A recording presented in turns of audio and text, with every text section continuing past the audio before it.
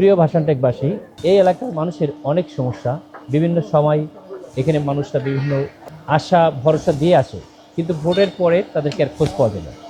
বাংলাদেশে জামায়াতে ইসলামীর যারা প্রার্থী তারা সম্পূর্ণ তার ভিন্ন। আমরা আশা করি জামায়াতে ইসলামী থেকে যদি কেউ নির্বাচিত হয় তাহলে এই এলাকার পরিবর্তন আগামীতে অবশ্যই হবে। এই এলাকার রাস্তাঘাটের যে সমস্যা, ঘরের বাড়ির যে সমস্যা, এগুলা আমরা একটি ভিন্ন মাত্রায় নিয়ে যাব ইনশাল্লাহ। এখানে একটু আধুনিকায়নের জন্যে এই এলাকাকে আমরা একটা আর্কিটেকচারাল প্ল্যান এখানে নিয়ে আসব, যেখানে স্যানিটেশনের ব্যবস্থা থাকবে, যেখানে গ্যাসের ব্যবস্থা থাকবে, যেখানে ফায়ার সার্ভিসের ব্যবস্থা থাকবে। এই এলাকাকে সম্পূর্ণরূপে আধুনিকায়ন করে আমরা এই মানুষগুলা যে মানসম্মত জীবনযাপন করতে পারে সেটার একটা ব্যবস্থা করব। এবার সবাই বিভিন্ন রকম কাঠ বলবে, এগুলো না, ইনশাল্লাহ সবাই মিলে আমরা পরিবর্তন করবো, তার থেকে অনেক কিছু আমরা পাবো। এই দেশের যে হাজার হাজার কোটি টাকা চলে যায়, এটা যদি থাকে তাই এই এলাকার পরিবর্তন এমনি হয়ে যাবে ইনশাল্লাহ। এই এলাকাটাকে আমাদের পুনর্গঠন করার জন্য একটা পরিকল্পনা আছে ইনশাল্লাহ। এই এলাকাকে আমরা ভালোভাবে পরিবর্তন করব এবং সত্যিকারের বসবাস উপযোগী করার জন্য যা যা করণীয় সেটা করব। এই এলাকাকে একটি পরিকল্পনার আওতায় নিয়ে এসে এলাকাকে যে স্যানিটেশনের ব্যবস্থা থাকা দরকার, ফায়ার সার্ভিসের ব্যবস্থা থাকা দরকার, কোনোটাই সেখানে নাই। এই এলাকার মানুষজন একটা মানবতার জীবনযাপন করে। আমরা যদি আসি, জামাতের লোকজন যে দুর্নীতি করে না, এটা তো মোটামুটি দেখছেন, যারা মন্ত্রী ছিল তারা তো করে নাই, করছে যে দুইজন মন্ত্রী ছিল, কিন্তু অন্য মানুষরা বলে কিন্তু পরের কাজ করে না, কারণ তারাই তো হাজার হাজার কোটি টাকা বিদেশে পাচার করে। এখন তো মোবাইল থাকার কারণে আপনারা দেখতে পান বা বুঝতে পারেন।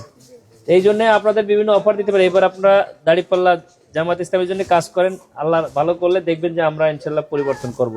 এই সমস্যা, গ্যাসের লাইন দরকার, পানির লাইন দরকার, কারেন্টের লাইন, এই ইভেন এই যে আগুন লাগলো, গাড়ি আসতে পারে না, তো তাহলে এই ব্যবস্থাগুলো সুন্দর করে এটা গোছানো উচিত।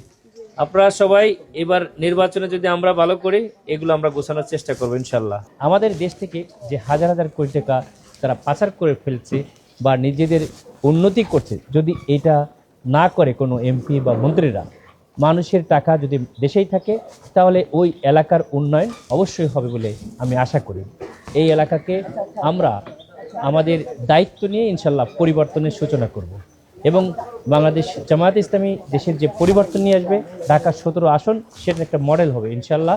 একটা আশ্চর্যের বিষয়, মানুষের যদি তার যদি নিজে ইচ্ছা শক্তি থাকে তাহলে সে কত কিছু করতে পারে, সেটার একটা বাস্তব উদাহরণ হচ্ছে উনি এই এলাকায় অন্যান্য যে প্রতিবন্ধী তাদের জন্য উনি অন্ধ থাকার পরেও অনেক কিছু করেন এবং একটা মাদ্রাসা উনি চালান। উনি নিজেও হাফেজ এবং প্রতি বছর ওয়াজ মাহফিলের আয়োজন করেন এবং প্রত্যেকটা প্রতিবন্ধী পরিবার ছাড়াও নর্মাল মানুষের সহযোগিতার জন্য উনি নিজে এগিয়ে যান। তো একটা ইচ্ছা শক্তি থাকলে একটা মানুষ যে কত কিছু করতে পারে তার একটা বড় উদাহরণ আমাদের ভাই।